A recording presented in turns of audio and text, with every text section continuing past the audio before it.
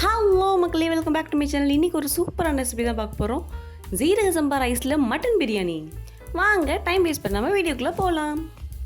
இன்றைக்கி 1/2 kilo mutton biryani பண்ண போகிறோம். அதுக்கு 1/2 கிலோ மட்டனை நல்லா மஞ்சள் தூள் போட்டு வாஷ் பண்ணி வச்சுருக்கேன்.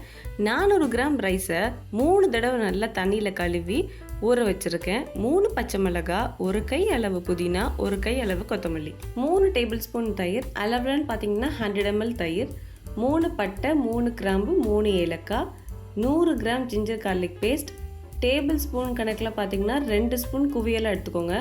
நெய்யும் எண்ணெயும் ஈக்குவலாக எடுத்திருக்கேன். 50 ml 50 ml, 3 தக்காளி, 3 வெங்காயம் நான் ஆல்ரெடி கட் பண்ணி வச்சுட்டேன். வாங்க அடுப்பு பற்ற வச்சுட்டு பிரியாணி செய்ய ஸ்டார்ட் பண்ணிடலாம்.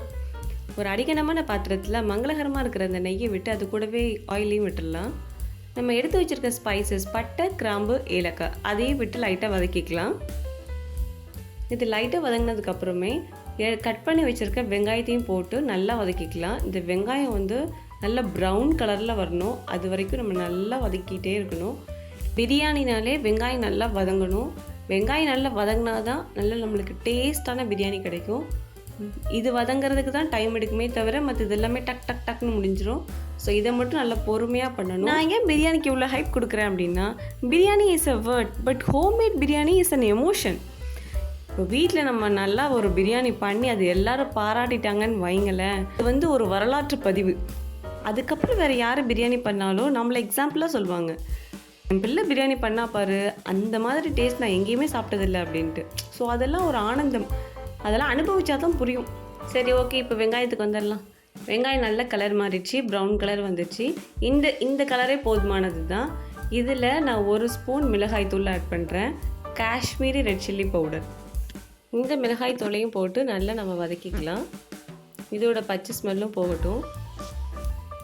மிளகாய் தூளை போட்டு ஒரு 1 நிமிஷம் வதக்கினா போதும். அதுக்கப்புறம் நம்ம எடுத்து வச்சுருக்க ஜிஞ்சர் கார்லிக் பேஸ்ட்டை போட்டு நல்லா வதக்கிக்கலாம். இந்த ஜிஞ்சர் கார்லிக் பேஸ்ட்டோட பச்சை வாசனை போகணும். அது வரைக்கும் நம்ம நல்லா வதக்கிக்கிட்டே இருக்கணும். இது நல்லா வாசனையாக வரும். அந்த டைமில் தான் நம்ம அடுத்தடுத்து இன்க்ரீடியன்ட்ஸ் ஆட் பண்ணணும். நான் எடுத்துருக்க பாத்திரத்தோட பேஸ் நல்ல கனமான பேஸு. அதனால் டக் டக்குன்னு எனக்கு வேலை முடிஞ்சிடும். வெங்காயம் வதங்குறதா இருந்தாலும் சரி, இல்லை இஞ்சி பூண்டு வதங்குறதா இருந்தாலும் சரி. அடி கனமில்லாத பாத்திரத்தில் நீங்கள் பண்ணுறீங்க அப்படின்னா கொஞ்சம் டைம் எடுக்கும். ஏன்னா அடி கனமான பாத்திரம் அந்த ஹீட்டு நல்லா இழுத்து வச்சுருக்கோமா, ஸோ ஃபாஸ்ட்டாக வேலை முடியும். நார்மல் பாத்திரம் கொஞ்சம் டைம் இழுக்கும், வேறு ஒன்றும் இல்லை. ஜிஞ்சர் கார்லிக் பேஸ்ட்டு நல்லா வதங்கிடுச்சின்னு எப்படி கண்டுபிடிக்கிறதுனா, அந்த வெங்காயம் ஜிஞ்சர் கார்லிக் பேஸ்ட்டு தனியாகவும் ஆயில் தனியாகவும் பிரிஞ்சு வரும். அந்த ஸ்டேஜில் கொத்தமல்லி, புதினா, மிளகாய் இது எல்லாத்தையும் ஆட் பண்ணி நல்லா வதக்கிக்கலாம். கலருக்காக ஒரு 1/4 ஸ்பூன் மஞ்சள் தூள் ஆட் பண்ணியிருக்கேன். அதையும் போட்டு நல்லா வதக்கிக்கலாம். இதில் நீங்கள் வேறு எந்த கலருமே ஆட் பண்ண வேண்டாம். கேசரி கலர், அந்த கலர், இந்த கலர்னு இதில் உள்ள கலரே போதும். ஃபைனலாக பிரியாணி கலர் சூப்பராக வரும். நம்பி இறங்கலாம். கட் பண்ணி வச்சுருக்க தக்காளி ஆட் பண்ணிக்கலாம். ஆட் பண்ணி நல்லா வதக்கி விடுவோம். தக்காளி சீக்கிரம் வேகிறதுக்காக இந்த ஸ்டேஜ்லேயே பிரியாணிக்கான உப்பு போட்டுடலாம். 1 ஸ்பூன் உப்பு போட்டிருக்கேன். தக்காளி நல்லா வேகட்டும், அது வரைக்கும் நம்ம வதக்கிக்கிட்டே இருக்கலாம். தக்காளி வெந்ததுக்கப்புறம் நம்ம எடுத்து வச்சுருக்க தயிர் ஆட் பண்ணி அதையும் நம்ம கலந்து விட்டுக்கலாம். தயிர் ரொம்ப நேரம் வேகணும் வதங்கணும்லாம் அவசியம் இல்லை. லைட்டாக கலந்து விட்டுக்கிட்டாலே போதும். அதுக்கப்புறம் நம்ம எடுத்து வச்சுருக்க மட்டன் ஆட் பண்ணிக்கலாம். 1/2 kg மட்டனை போட்டு அதை நல்லா பிரட்டி விட்டுக்கிட்டே இருக்கலாம். அந்த கிரேவியோட மட்டன்லேருந்து ஜூஸ் வெளியாகும். ஸோ அதனால் அது கொஞ்சம் வெயிட் பண்ணுவோம். அதுலேருந்து தண்ணி வெளியாகட்டும். மட்டனை போட்டதுக்கப்புறம் நம்ம அந்த கிரேவியோட கலந்து விட்டுக்கிட்டே இருக்கணும், பிரட்டி விட்டுக்கிட்டே இருக்கணும். கீழேருந்து மேலே அந்த கிரேவியும் மட்டனும் ஒன்று சேர்ந்துட்டோம். அதுக்கப்புறம் மட்டன்லேருந்து அதுவே தானாக தண்ணி நிறைய வெளியாகும். அதுவரை நம்ம வெயிட் பண்ணிவிட்டு அதுக்கப்புறம் இது வேகிறதுக்கான தண்ணி ஊற்றிக்கலாம். இன்றைக்கி நம்ம பண்ண போகிறது வடித்து தான் பண்ண போகிறோம். ரைஸ் தனியாக வேக வச்சுட்டு அதை வடித்து தான் இதில் இந்த கிரேவியில் ஆட் பண்ணி செய்ய போகிறோம். எவ்வளோ தண்ணி வெளியாகிருக்கு பாருங்கள். இந்த ஸ்டேஜில் நம்ம ஒரு 1/2 லெமனை பிழிஞ்சு விட்டுக்கலாம். இது நல்லா சாஃப்டாகவும் இருக்கும். இந்த பிரியாணிக்கு தேவையான புளிப்பும் இதிலே கிடைக்கும். நம்ம இன்றைக்கி வடித்து தான் பண்ண போகிறோம் அப்படிங்கிறதுனால தண்ணி அவ்வளோக்கா இழுக்காது. ஸோ ஒரு 300-350 ml தண்ணி விட்டுக்கலாம். தண்ணி விட்டதுக்கப்புறம் இதோட உப்பு, புளிப்பு, காரம் இதெல்லாம் பார்த்துக்கோங்க. இதை மூடி வச்சிடலாம்.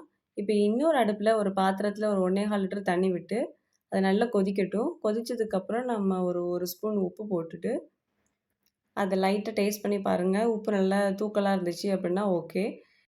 இப்போ ஊற வச்சுருக்க அரிசியை போட்டுடலாம். போடுறப்ப அப்படியே ஃபுல்லாக டம்ப் பண்ணி போட்டுறாதீங்க, மேலெலாம் படும். அதனால் கொஞ்சம் கொஞ்சமாக எடுத்து போடுங்க. அரிசியை போட்டதுக்கப்புறம் இது 3/4 வெந்தால் போதும். ஃபுல்லாக வேக வச்சிடக்கூடாது. ஏன்னா இந்த ரைஸை நம்ம அந்த கிரேவியில் போட்டு தம் போட போகிறோம். அதனால் 3/4 வெந்தால் போதும். நான் காமிக்கிறேன் இந்த 3/4 பதம் எப்படி இருக்கும் அப்படின்னு. ரைஸ் நல்லா குக் ஆகட்டும். அதுக்குள்ளே நம்ம கிரேவி என்னாச்சுன்னு பார்த்துட்டு வந்துடலாம்.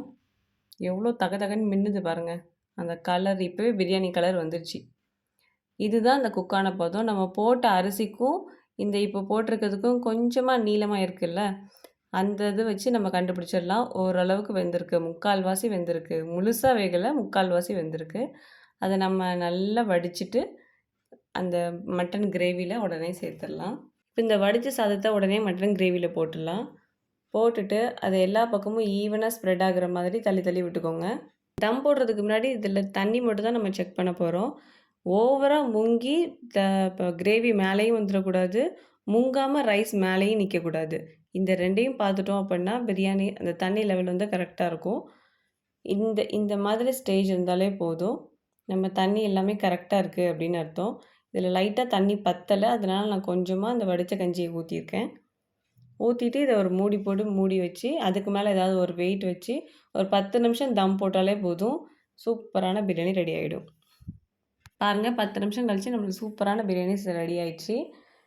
இதுதான் ஃபைனல் அவுட்கம். அன்றைக்கி சூப்பராக இருந்துச்சு. மட்டனுமே நல்லா வெந்து ஜூஸியாக இருந்தது. இதே ஸ்டெப்பை அப்படியே ஃபாலோ பண்ணி பண்ணுங்கள், சூப்பராக வரும். இது மட்டன் வந்து ரொம்ப சூடாக இருந்துச்சு. நான் சுட சுட அப்படியே காமிச்சிருக்கேன். கை அப்படியே பொத்து போச்சு. அதனால் நான் ஃபைனலாக சாப்பிட்றப்ப உங்களுக்கு அந்த மட்டனை பிச்சு காமிக்கிறேன். நீங்களும் இதே ஸ்டெப்பை ஃபாலோ பண்ணி பிரியாணி ட்ரை பண்ணிவிட்டு உங்களோட அவுட்கம் எப்படி இருந்துச்சுன்னு மறக்காமல் கமெண்ட்டில் சொல்லுங்கள். தேங்க்ஸ் ஃபார் வாட்சிங். பாய்.